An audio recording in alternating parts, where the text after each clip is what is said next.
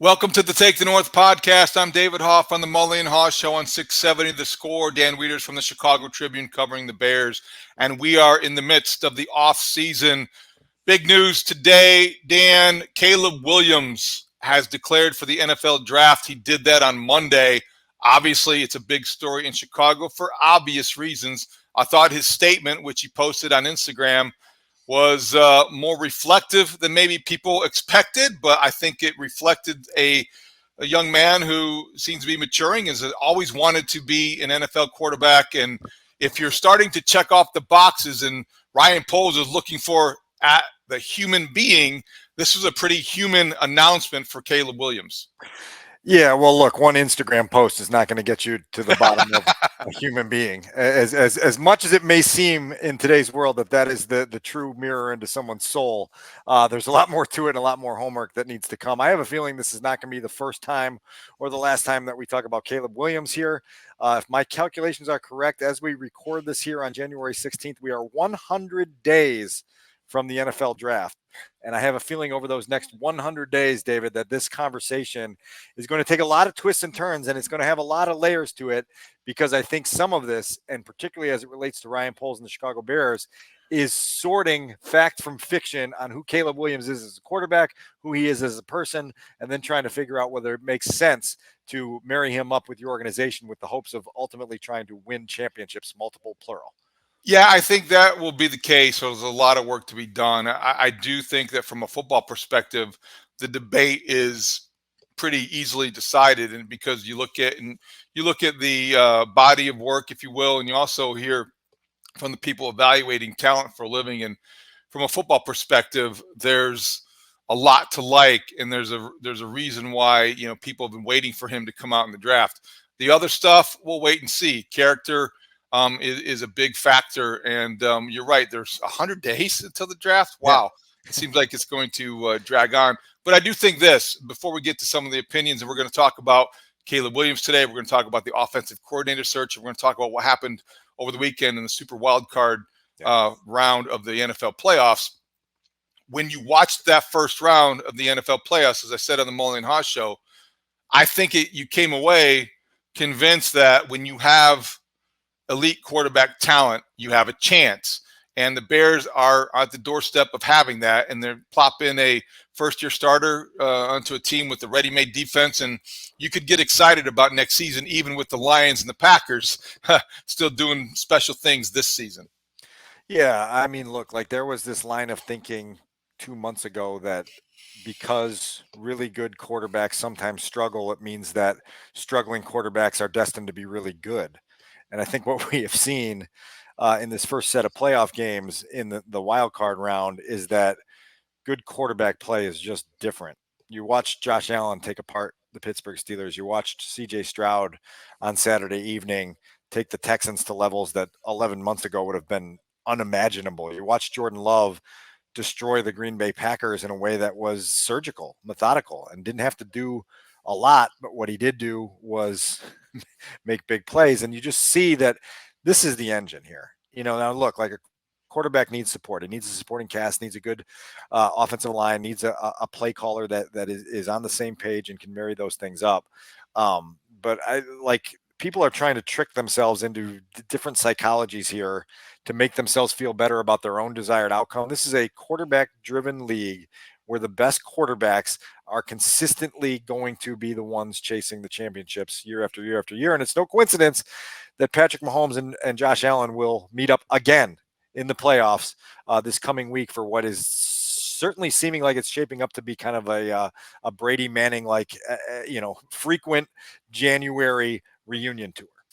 So I think we were kind of kidding about, the fact that the Instagram post by Caleb Williams humanized him, because I think that's almost like the minimum bar that he needs to clear. But I do think it bears repeating, or at least looking at.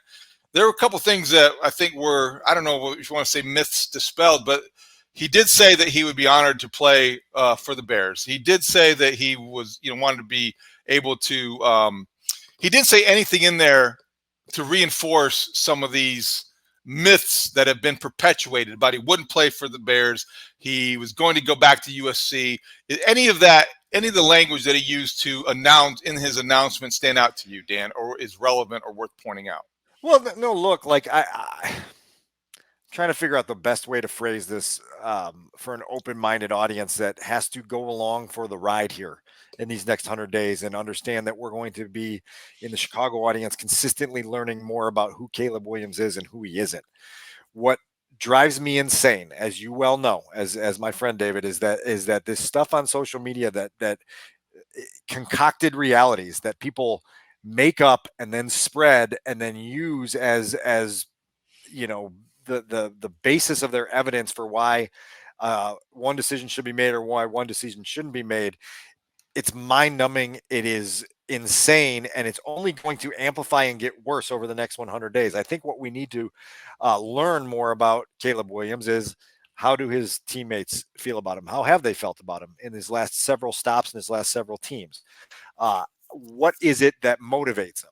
Now, look, like I wrote that piece in week 18 about some of the concerns that people in the league are looking into as they do their homework on Caleb Williams about what is his driving force. Does he want to be a celebrity, or does he want to be one of the best NFL quarterbacks to ever play the game? That's a very big distinction that changes a lot of a person's mindset depending on what they're actually chasing. NFL teams have to get their mind around that. What are the circles around Caleb Williams like? Inner circle, medium circle, outer circle. You got to get a feel for how those impact and influence some of the decisions he makes. I think I've referenced to you previously that you talk to a lot of people around the league, and Carl Williams' name comes up often. It's something that people are trying to get a feel for. How involved is he going to be when Caleb Williams is a professional football player? And how driven is he to use Caleb as a marketing tool, as opposed to just letting all that stuff kind of take care of itself after he's had a high level of success in the NFL, which, by the way, all talent evaluators believe is still on the table. And I think that's one of those things. Well, there's a lot there. I'll let you unpack that, and then I'll say a little bit about who I think Caleb Williams, the player, is. That is the box that's the easiest to check as we go forward. Yeah, I think you're right. There's a lot of that work to be done. Absolutely, but I think you have to start at some point, and I think the starting point is the most important point when you're talking about the National Football League. You need the talent, and you need to have this rare ability that makes all the effort in trying to dig into who the person is worth it. You're spending this time and devoting the next few months into exploring what his character is all about, because you feel like if that checks out, you're about to draft a player that's going to change the course of your future over the next decade. And that's not an exaggeration. I tend to be bristle when people say, well, who's going to be your left tackle for the next 10 years, or who's going to be your running back for the next 8-10 years. Braxton Jones, and then a guy after him, and then two guys after that. Yeah, I always think we overstate and overshoot when we're projecting out. But when you're talking about a quarterback, I don't think that you can exaggerate that. Look at here, we're 2024. Patrick Mahomes came into the league in 2017. He started playing in 2018. He's going to be a quarterback for a decade before you know it, and he's still going to be playing at a high level. Caleb Williams can be that guy as a player. And I think that when you hear from guys like Mel Kiper, let's take Mel Kiper first for an example. He does this for a living. He is ESPN's draft guru. Caleb Williams is number one on his board. And once Caleb Williams declared for the NFL draft, this is what Mel Kiper had to say about that talent we're talking about. But when I came to the conclusion after going back and studying Caleb Williams, that's the guy to take. I would go Caleb Williams, sensational quarterback 2 years ago. Great early this year. Then he had some issues from really that Arizona game, the Notre Dame game on. But bottom line is, when you study the overall body of work field and the ability of him with his arm talent and the way he sees the field and how instinctive he is as a quarterback, to me, we say, well, it's an unknown with Caleb Williams. People say it's a known with Justin Fields. No, it's not. It's an unknown whether Justin Fields can be franchised. So sure, it's an unknown with Caleb. It's also an unknown with Justin. So I'm going to reset the clock. I'm taking Caleb Williams number one overall. Makes a lot of sense, Dan.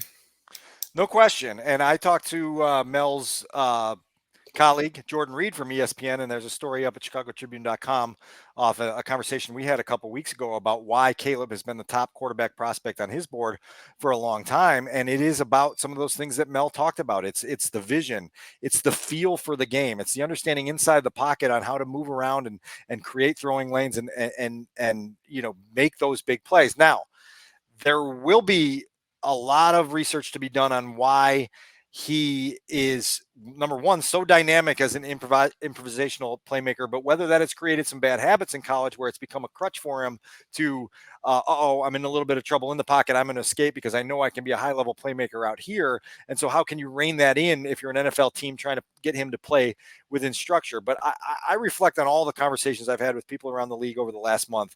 One in particular, David, a couple weeks ago, an AFC executive said to me that he went in last summer to the Caleb Williams tape with a skeptical eye, expecting to roll his eyes and go, this kid's been overhyped. And he said he came out of there thinking just the opposite. He described the tape as quote unquote beautiful, that there's just things on here that scream high level NFL talent. And so you don't find anyone in the league that's saying, oh my God, there's, nobody's going to tell you he's a flawless prospect, but no one's going to tell you, oh my God, this is a major risk in terms of who he is as a football player. Everyone's saying, where does the line start to get him? And the line starts behind Ryan Poles. And if Ryan Poles decides to sell his spot in line, then that's up to him for whatever reasons he decides to make that decision. But right now, that dude that runs the show at Hallis Hall is standing first in line for a quarterback prospect that everyone around the league agrees that from a talent standpoint is head and shoulders above this current draft class and head and shoulders above many draft classes in the years past. And I know the obvious counter argument is, well, how many times have the experts been wrong? Fine, that's true. That's great. But what are you going to do? Just keep getting out of line because you're never going to have 100% sure thing sitting in front of you? Yeah, there's no such thing as a sure thing. And there are questions to be answered about, well, it comes up a lot. He struggled against good defenses and he excelled against bad defenses in college. And we'll wait and see. Also, speaking of Mel Kiper, I did want to get your opinion on this. We respect him highly as a talent evaluator because he has a track record to back that up.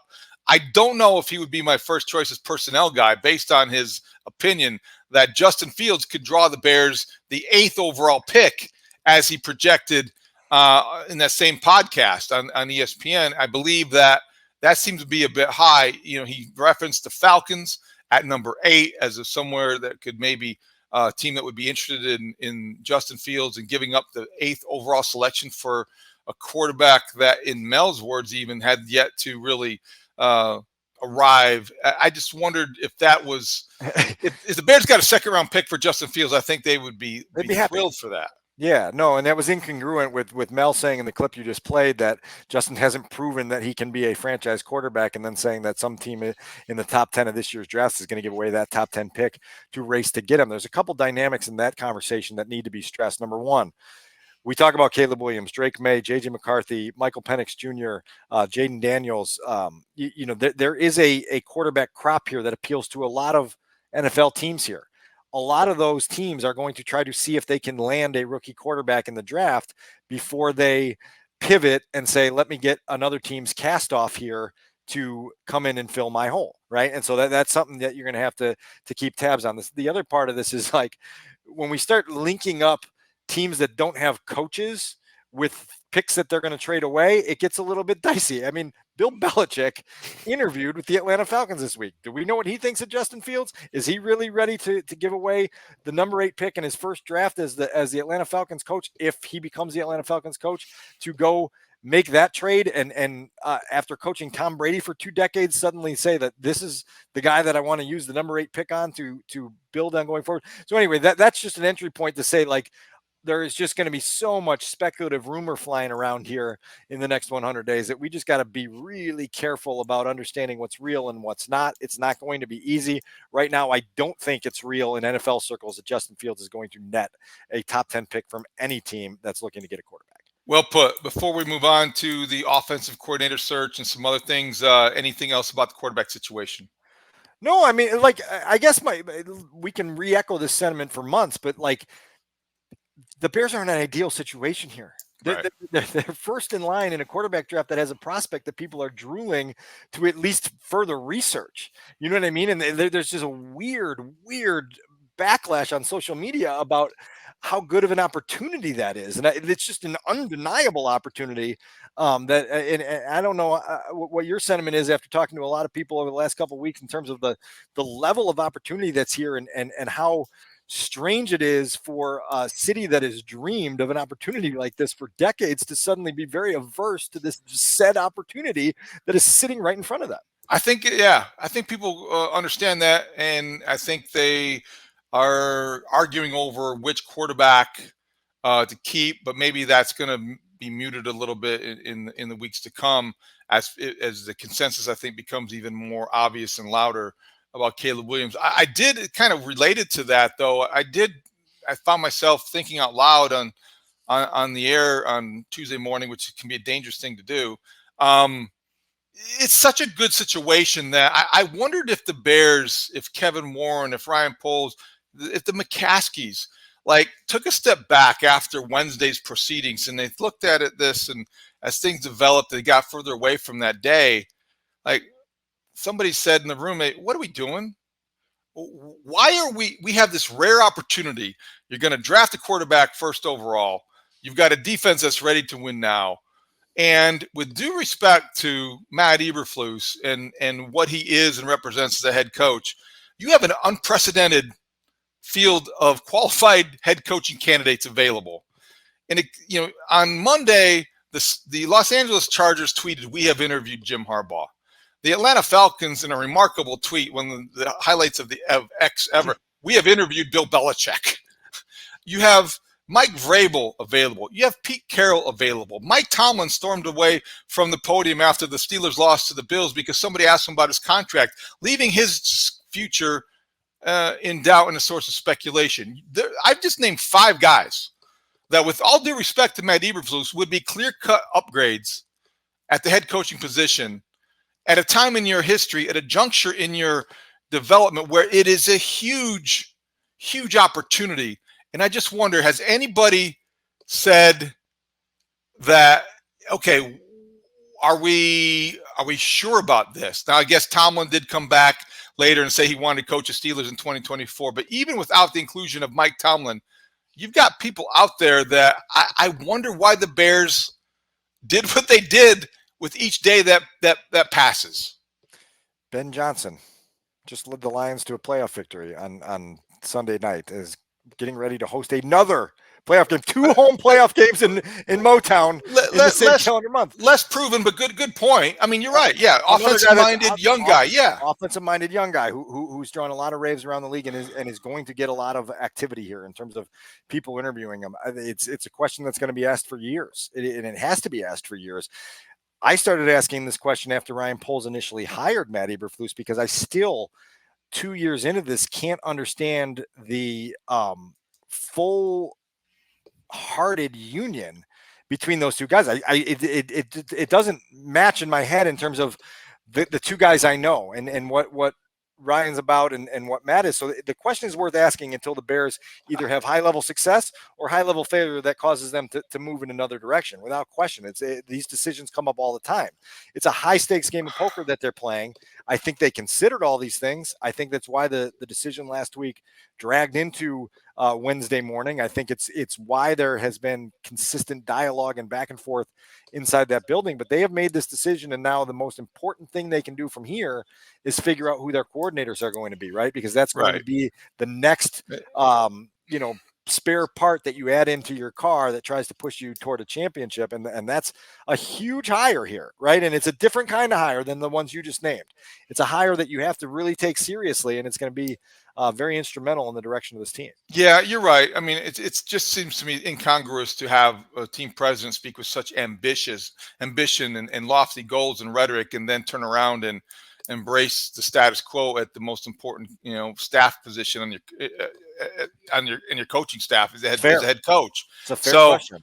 It's something that kind of, the longer we get away from it, the more I wonder. But let's talk about the offensive coordinator search. As of this taping, there have been 5 candidates apparently interviewed that we know of. Reportedly, Shane Waldron and Greg Olson from the Seahawks. Shane Waldron was the offensive coordinator, Greg Olson, the quarterback's coach. Liam Cohen from the University of Kentucky with a background also with the Rams. And then Clint Kubiak? Clint Kubiak from the 49ers is the fourth. And the fifth Greg Roman. is Greg Roman. That's right. Although Greg Roman was an odd inclusion, Dan, I think, and I think he has experience in a lot of different areas. But when you hear Greg Roman, you think, okay, Lamar Jackson, Colin Kaepernick, thus Justin Fields.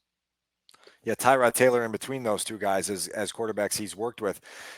Greg Roman's accomplished a lot in this league. A lot of it has been based on the running game and his unique designs and his ability to get rushing attacks that are unlocked in the two cases that you mentioned with Kaepernick and Lamar Jackson by highly dynamic athletes that are able to get out on the edge and roll with it. That said, I had a source very familiar with Roman's work in Baltimore say that, the offense becomes a graveyard for receivers. Not long after I got that text on Monday night, Des Bryant took that very thought to social media and put it out there that receivers aren't going to want to play there if Greg Roman is there. And so it is there's a track record with Greg Roman of being very limited in the passing game. And so when you're trying to kind of take this next step in the evolution of 21st century football, you would think that you would want to have someone that's going to take a quarterback, whoever you choose to be your quarterback, and launch them to the next level with your passing offense and not just your offense in general. There's a sentiment, in Greg Roman's previous stops that there is a point where it becomes a little bit stale. That his offense is good for 2 or 3 years and then it gets stale. And the folks in Baltimore couldn't have driven him out of town any sooner than they did. And he took this last year away from football.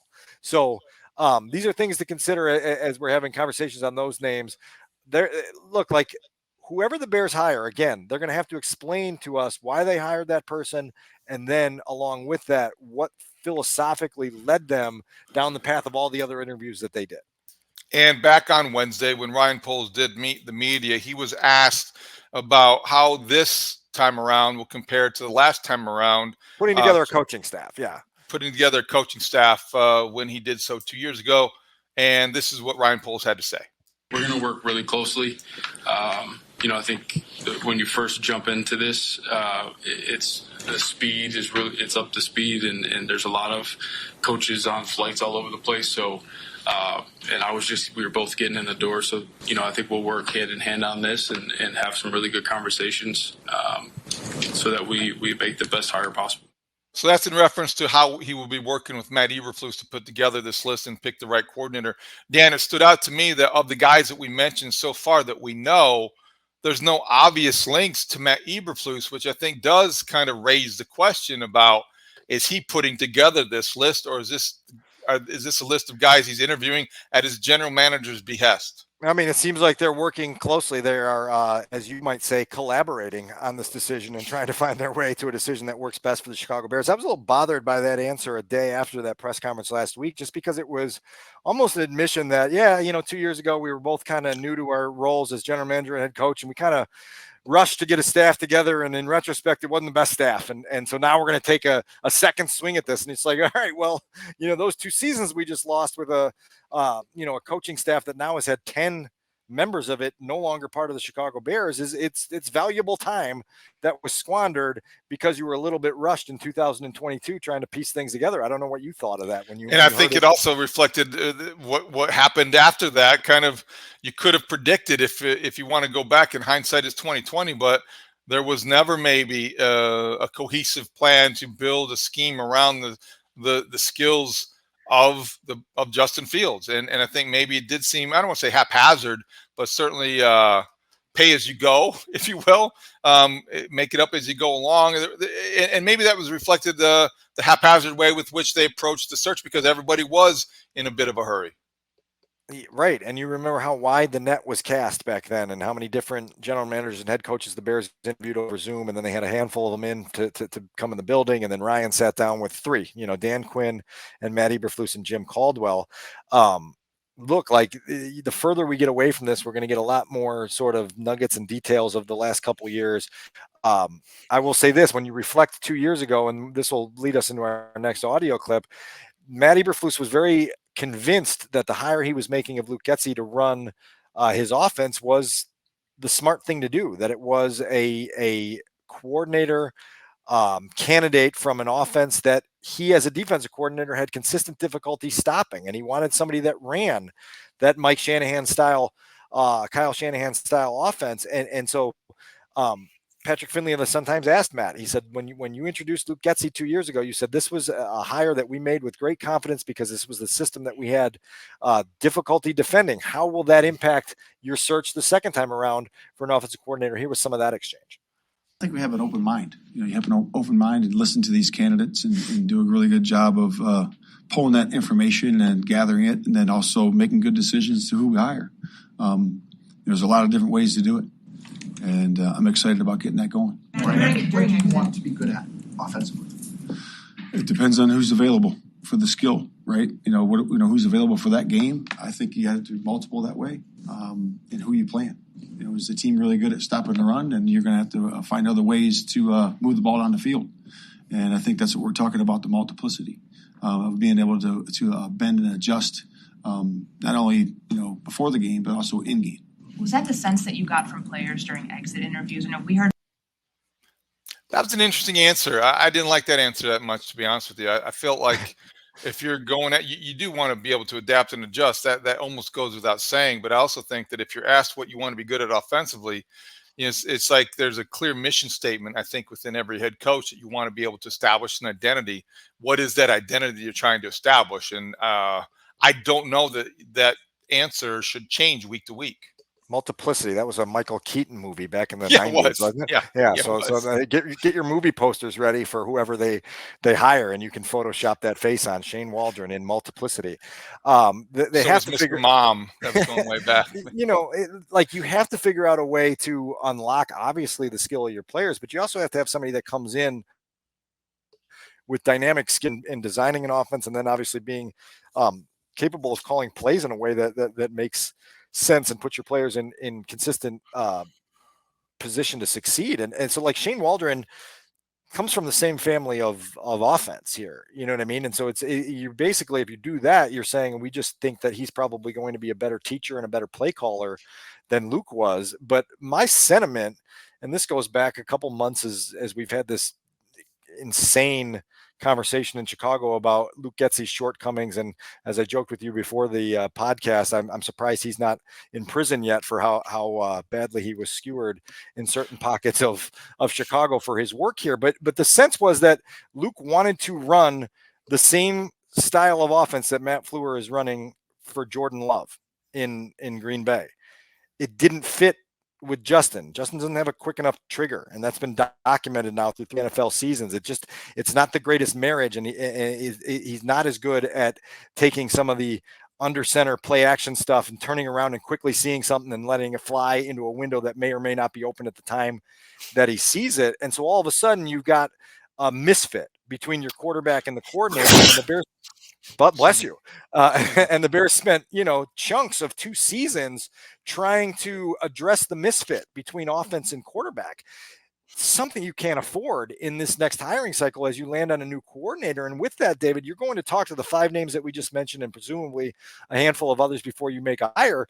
They're going to want to know, like, what kind of quarterback are you expecting me to work with? Because I need to know what I'm best at and how that marries up with that quarterback, because clearly that was a misstep made in the hiring process of Luke Getsy in having an offense that didn't fit the quarterback, and then having to ask the coordinator to recreate things within an offense that he might now not be comfortable with designing or calling in a way that best fits the quarterback. And you just spend 2 years kind of driving past each other in this weird, fire drill situation that doesn't quite work. I can't imagine somebody who has an opportunity to take an NFL offensive coordinator position, and I can't imagine that person, if they're that qualified, not asking that question or not knowing the answer to it before taking the job. I don't think, even though the rhetoric will probably be otherwise, that if you hire any one of the 5 guys that we mentioned, that they're not going to have an idea who the quarterback is or where the Bears are leaning which is why I thought not only an idea, but a say, right? Like you're going to want to say in those conversations. You don't want to waste the next 3 months of your life letting other people decide who they're going to give you to, hey, here's your career. We're giving you this guy. And this hire is the offensive coordinator, but really it's assistant head coach / offense, because Matt Eberflus will be calling signals presumably for the defense. And that's why I think that, yeah, if you want say or you want an indication, you don't want to be taking the job because you think they're leaning toward Caleb Williams and find out later that, oh boy, we're going to go back to Justin Fields. Oops, I just signed my contract. I think that you want to have the Bears are almost going to have to be signaling a direction, at least privately, to these candidates, or be willing to go in that direction before they make it public or before they get too far down the road, which is what makes me, I think we're going to continue to qualify everything we say about Caleb Williams, but I think that they have to hire, when they hire somebody, they're going to know what they want to do, and they're going to know what direction they think they're headed. Yeah, or they're at least open-minded enough to know that coordinator A can be in the front seat of the decision-making process during the pre-draft process to say, look, like, for what we want to build here collectively, this is the vision, and we have to find a quarterback that matches that vision and go down that route. The other thing to consider here is if you are Ryan Poles and you have any questions, and clearly he's never going to vocalize these publicly, and he may not even vocalize them privately. If you have any questions about Matt Eberflus's long-term prospects as a head coach, an ideal situation here would be to hire an offensive coordinator who could potentially lift your offense to new levels and then jump into a head coaching role if needed, right? Like if you needed to pivot in a new direction, pretty uncomfortable type of thing to try to hire with the incumbent coach in place, but certainly something you shouldn't discount if you are making those decisions at Hallis Hall. So that Chicago's biggest fear, which we addressed on our last podcast, that avoids that, and if that fall does occur, that you've got something to break it. I don't know. That wouldn't be the driving force of my hiring process, but it certainly would be something that I would ask myself when I put my head on the pillow every night as we try to work through the dynamics of all these different decisions. So the 5 offensive coordinators into the search in terms of reported interviews. We'll figure out if there are more likely to be this week. What's interesting, too, is that you don't ever hear about defensive coordinator candidates being interviewed, even though that's a job that looks good on a resume, even though it would be maybe in name only because of Matt Eberflus's role in calling the signals. It still is an important role.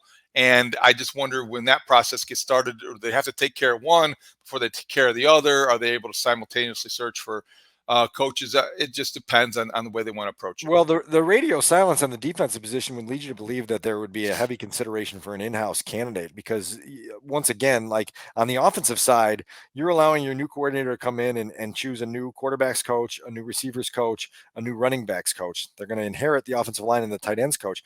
On defense, you got your entire staff back, and you've got your play calling defensive-minded head coach there. So that job isn't going to have a grand appeal to a lot of defensive coordinator prospects. It would be easier probably to promote from within if you think you can do that smoothly, and then hire an assistant behind that to fill out the staff. We'll see if that's the direction it goes, but certainly that's something that is okay to kind of glean from the way this process has gone so far and figure out which direction they're going to take it. There are 2 pretty qualified defensive coordinator candidates that might be available if they were interested in the job, but I don't know if Pete Carroll and Bill Belichick would be.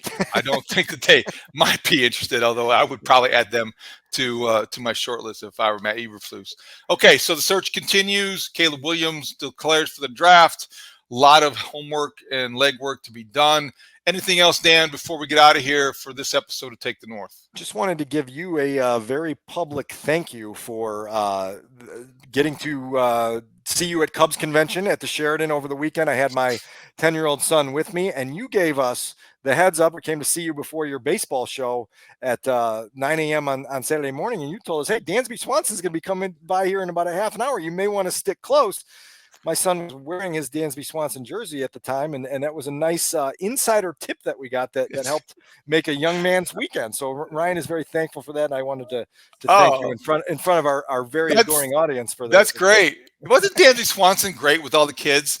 I mean, that guy took time. The line was long, as you said, and he was great on the air. He's a terrific ambassador for the Cubs, and I'm glad he had all the time because he took a lot of time after the interview signing autographs and posing for pictures. So 2 questions here before we get out of here. Number one, there was an energy inside that convention center that I'm sure you felt, where there are people that are feeling the type of energy that I think Bears fans want to feel, like, okay, we're moving in the right direction. The pieces are coming together, and it's time to start dreaming again instead of just hoping, or dreaming realistically, I guess is a better way to put it. And then the other part of this is that, having experienced the Bears 100 stuff in 2019 at Rosemont, I just wonder why that isn't more of a regular occurrence for the franchise that we're talking about here on this podcast, because it is such an energized atmosphere when you're able to create some of these panels and some of the energy and create off the new signings and the old favorites and everything else that's there. I'm just curious, in your time in Chicago, what you think of that dynamic that goes on. I think that's a great point. First of all, when you're in the Cubs convention this time around, and we had Dansby Swanson, we had Jed Hoyer, we had Crane Kenny. We did a 2-hour show, and it was there for Friday. I was there Friday for the introductions and all the stuff. And there's a vibe, and I think it was energized by at the beginning of this offseason to link the two teams, two most popular teams in Chicago, the Cubs and the Bears. The Cubs fired David Ross after giving him a public show of confidence at the end of a tough season. And they hired Craig Counsell. That's difficult. That's cutthroat. That's professional sports.